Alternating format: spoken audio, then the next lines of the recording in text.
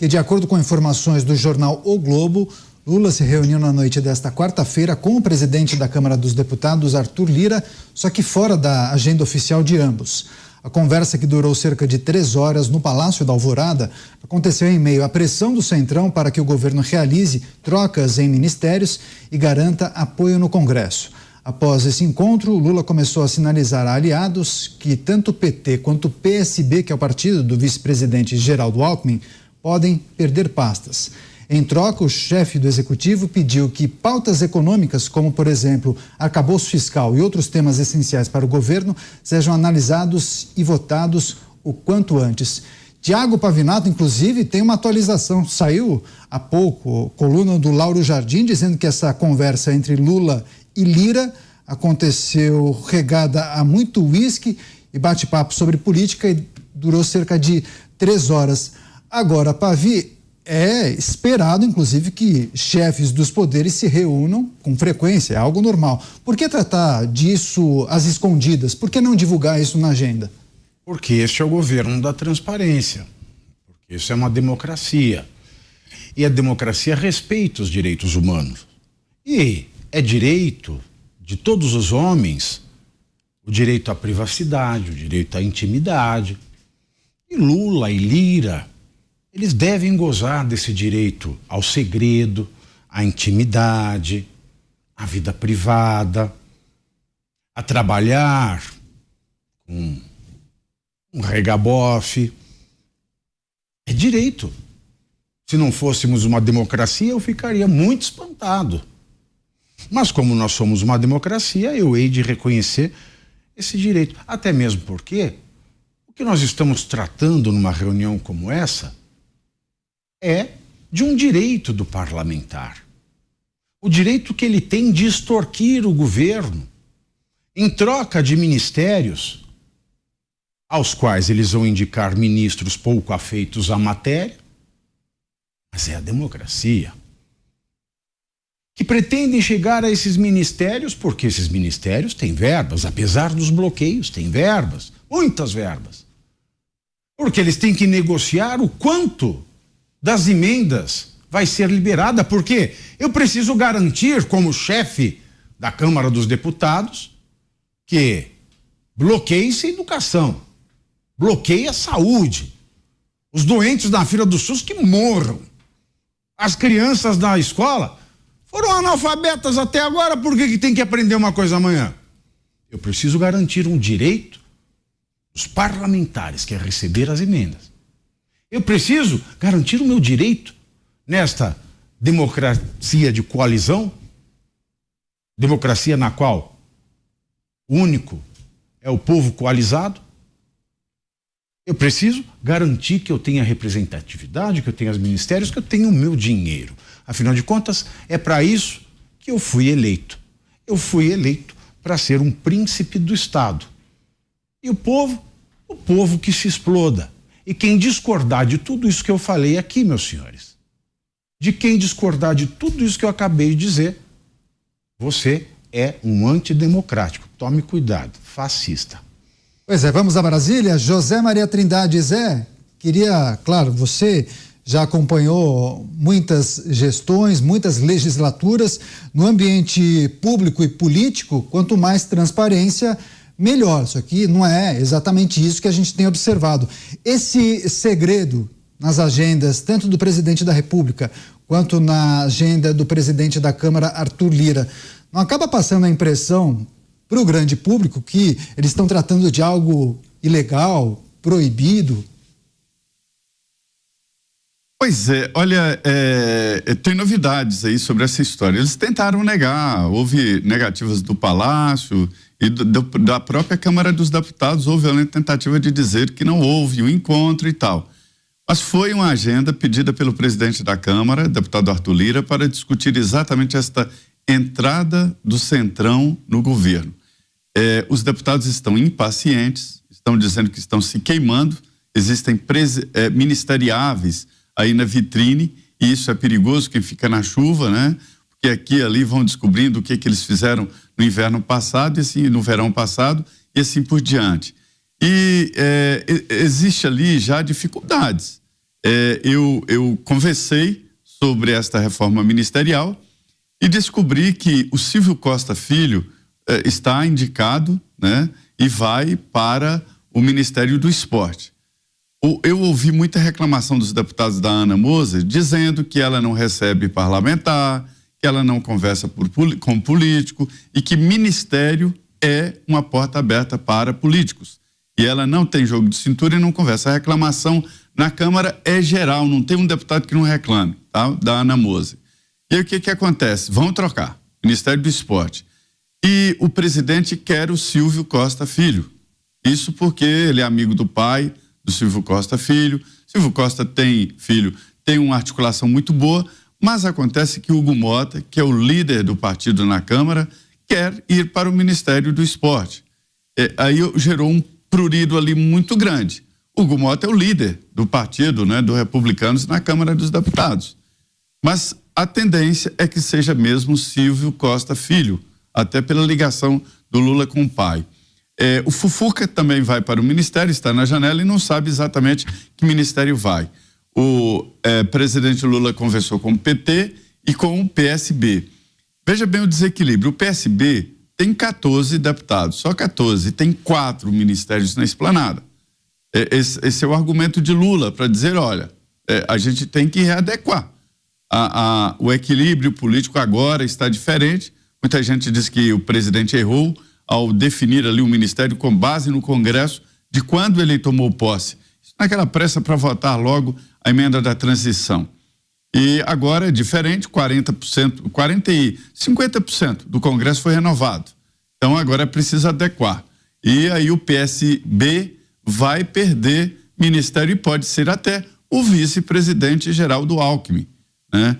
Geraldo Alckmin não veio para a posse do novo ministro, o novo ministro do Turismo, né, o Celso Sabino, foi uma grande festa e tal, e pode perder o ministério.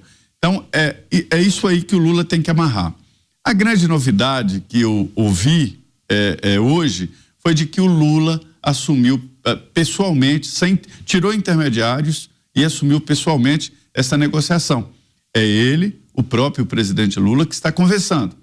Vai ligar na semana que vem para os líderes, presidentes de partidos. E outra, diz que o Lula vai apresentar um PF, um prato feito, dizer para os partidos, olha, é esse ministério e é fulano, né? E é isso que está desagradando. Que os partidos dizem, olha, se o ministério é meu, de porteira fechada, como se diz, né? Ou seja, tudo, aí eu quero indicar, não é o Lula indicar. E assim por diante. E para fechar o colar de dificuldades, como o Pavi falou aí, né?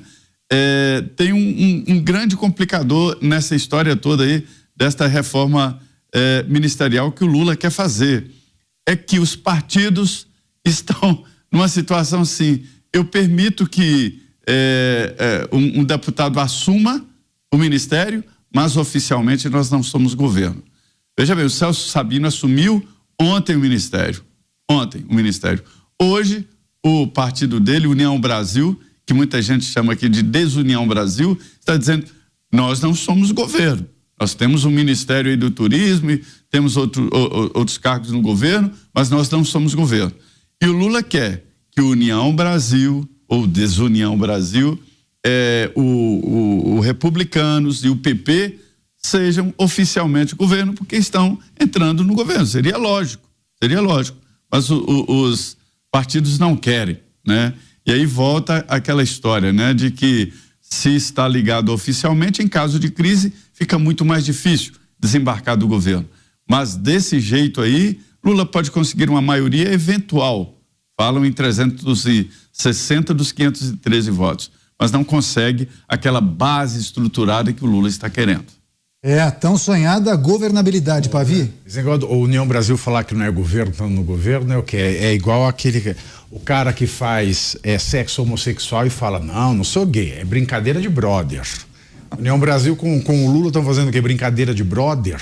Pois é importante lembrar também, né, Zé, que o União Brasil é a fusão do finado PSL com o Democratas. E o PSL, antigo partido de Jair Bolsonaro, foi eleito, inclusive, pelo PSL. Então, muitos integrantes ali não têm, digamos, absolutamente nada a ver com com o governo federal. Elaine Keller, a gente pôde observar muitas dificuldades desse governo com a articulação com o Congresso Nacional. Apesar de algumas aprovações no Congresso, não dá para afirmar que o governo tenha plena governabilidade no âmbito do Congresso Nacional.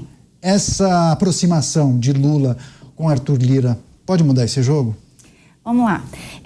Vou responder pegando até um gancho na fala do Zé Maria Trindade. Por que Lula decidiu que vai falar agora com os partidos, né? Que ele quer falar diretamente. Quando ele fala os partidos, a gente está falando de 2 partidos aí, tá? Progressista e republicanos, né? Que ele fala que não é centrão, mas a gente sabe que são 2 partidos que se identificam mais com o centro, né? Por que ele quer fazer isso? Porque o União Brasil, que Zé Maria Trindade falava agora, ou Desunião Brasil, não é?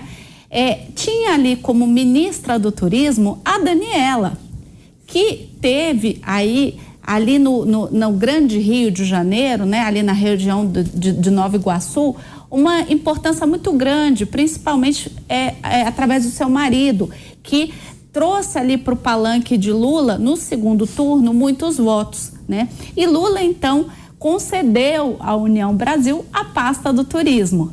Só que o próprio União Brasil tinha racha dentro dele. Então, você tinha gente do União Brasil que não estava satisfeito com Daniela no Ministério do Turismo.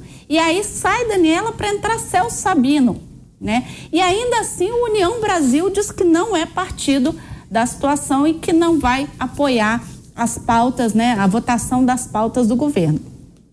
E é justamente essa preocupação que o Lula tem agora ao negociar com progressistas e com republicana. E, gente, negociar com os partidos é natural, é o que a gente chama de presidencialismo de coalizão. Não é novidade do governo Lula. Todos os presidentes do Brasil precisam negociar com o Congresso, porque sem uma base no Congresso não se passa nenhum projeto de lei, né? E nenhum presidente pode governar com medidas provisórias. Dito isso, eu queria só aproveitar esse gancho e dizer o seguinte, né? Essa mesma conversa que Lula teve ali com Lira, né? É importante, você me perguntou, né, Daniel? É importante? Claro que é importante. É importante o presidente, o executivo tem que conversar com o parlamento, tem que conversar com o judiciário, as casas têm que se falar. Mas essa aproximação pode impactar nas próximas votações? Pode reverter o posicionamento de alguns parlamentares a favor da base governista? Ah, sim, porque a gente já viu aí, nesses 8 meses de governo, que quando o Lira quer, Lira consegue, né? O Lira consegue uma maestria, né? Ele é um grande maestro ali na Câmara. Quando ele quer, ele consegue botar a pauta para ser votada rapidamente, ele consegue que as pautas do governo sejam aprovadas, né? Já visto o arcabouço fiscal e agora a reforma tributária. Mas pegando um gancho aí nessa história do encontro aí, regado ao uísque ou não, do presidente Lula e do Lira, seria interessante que esse mesmo encontro acontecesse entre o presidente e o presidente do Banco Central, Campos Neto, né? Porque muito se fala aí de uma possível rivalidade entre os dois, mas vamos lá, eu apurei, viu, Daniel? E Campos Neto, acredite, Campos Neto e Lula nunca se encontraram, eles nunca tiveram uma reunião, um encontro, ainda que seja regado ao uísque, né? Então, como é que você pode fazer críticas a um presidente de um Banco Central se você sequer tentou aproximação com ele? Então, aqui eu faço uma crítica. Lula acaba sendo deselegante, né? Ele nem trata Campos Neto pelo nome, né? Exato. Chama de rapaz. Exato. Né? Então, aqui eu faço uma crítica ao governo. Se é um governo que tem como slogan união e amor, união e reconstrução, é para construtoras. Exatamente. Que então ele chame para o diálogo, né? Eu acho que o Lula, nesse terceiro mandato, aí ele veio com um pouco de mágoa, né? De resquício aí desse período que ele viveu preso, e ele não está sabendo ser aquele grande articulador e negociador que ele foi até como sindicalista. Então, eu vou aproveitar aí o gancho do encontro regado ao uísque com Lira e propor que seja feito também com o presidente do Banco Central. É engraçado, você fala democracia de coalizão, que a democracia é do coalizado, só se for. E União Brasil não vai votar a favor da pauta. A reforma tributária, a União Brasil votou maciçamente sim. Conversa para pôr e dormir. Agora eu falo assim, cadê o povo para mim que faz parar de mentir? Teve um assunto que a gente tratou há algumas semanas. Você fez um comentário aqui, mas eu acho que cabe a gente voltar nesse assunto, porque o ministro Alexandre Padilha, de Relações Institucionais, disse, inclusive, que o presidente Lula já decidiu que vai nomear os deputados André Fufuca, do Maranhão, que é o líder do PP na Câmara, e também o Silvio Costa Filho, do Republicanos do Estado de Pernambuco. Só que os ministérios ainda estão sendo estudados. E isso não pode causar um mal-estar para Tarcísio Gomes de Freitas, que já tinha se manifestado contra, refutado a ideia do Republicanos entrar no governo federal. Havia, inclusive, o receio de que ele saísse do partido, né, Pavio? Olha, eu me sinto atônito, porque quando o Tarcísio falou isso, não deve aceitar, eu falei assim, é mais fácil o Tarcísio sair do Republicanos do que o Republicanos deixar de ser governista. Qualquer governo. Se entrar Satanás no governo, o Republicano vai ter ministério no Satanás. É assim, sempre foi assim, por que vai mudar? Por que vai mudar? Aí depois, no dia seguinte, apareceu o Marcos Pereira, que é presidente do Republicanos, falou, não, nós não vamos aceitar. Eu falei, olha, o Tarcísio tá com moral dentro do Republicanos, hein? Eu falei, eu tenho que dar a minha cara a tapa. Agora eu tô vendo que eu dei a minha cara a tapa à toa. Porque eu, que vivo falando, você acredita em promessa de político? Eu acreditei, gente. Eu tô parecendo mandiguei.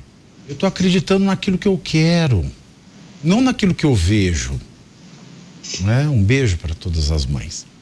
Mas a questão é essa.